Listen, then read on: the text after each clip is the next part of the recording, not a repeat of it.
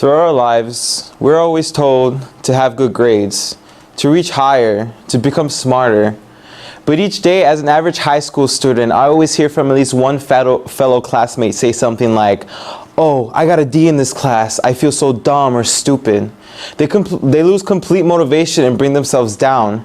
Now the question is, how can a single letter lower someone's motivation and ambition enough that to the point where they have to call themselves dumb or stupid?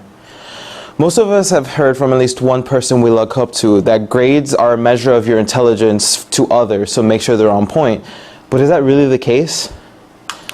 I have a friend, his name is Baltazar, and he's not one to have straight A's or good grades for that matter. He goes to a high school in Milwaukee and he's barely getting by. Right now his GPA is 0.9. Gasp, right? Now that number might be building up assumptions about him already. Some may think he's lazy, educationally challenged, possibly dumb, stupid. Well, let me get those thoughts out of your head, because I want you to know that 0.9 does not stop him from building computers. That 0.9 doesn't stop him from coding, hacking, or engineering new ways for things to be used. That 0.9 is not a limitation for him, it's just a number. Now, I'm not telling you to let your grades drop or drop out of school. I just want you to not have to feel so bad that you have to call yourself dumb or stupid because you got a D in the class. I want you to know that that D does not define your intelligence or who you are. What does define you is your ambition to do greater and to try new things. While conducting some research, I stumbled upon a website called toknowmyself.com and found this article that listed 5 reasons why grades don't measure intelligence. These 5 reasons are why I don't let them define me. 1. Passion is more important than intelligence. When you study something you have no passion for, you notice the lack of motivation you have for that class. You may also notice that the grade for that class is much lower than the classes that you love. You cannot expect something to be done perfectly if motivation nor passion is present. 2. Some questions depend greatly on memory. You always have to remember, pun, that all people are different, and that includes ways of learning. Some people are great at memorizing answers for a test but never learn, while some people are great at learning the answers to a test but never memorize.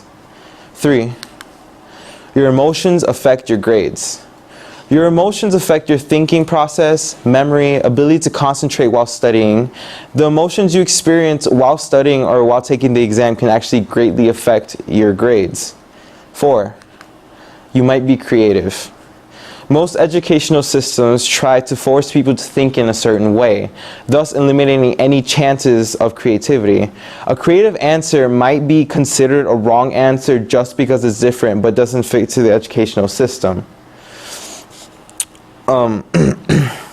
Real intelligence that doesn't fit into the rigid system would include using a verb and using it like what you're doing with that verb. So I like to verb.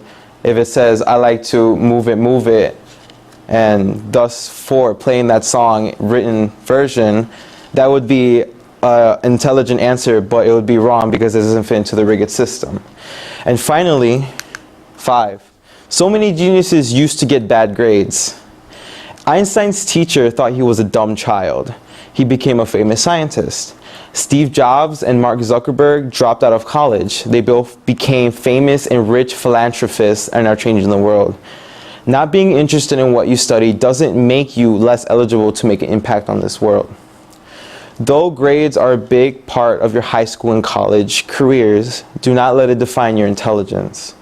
We, as humans, possess the amazing ability of adaptation and overcoming obstacles. If you get a D in an exam, change your study habits, find a tutor, use different methods to understand the material.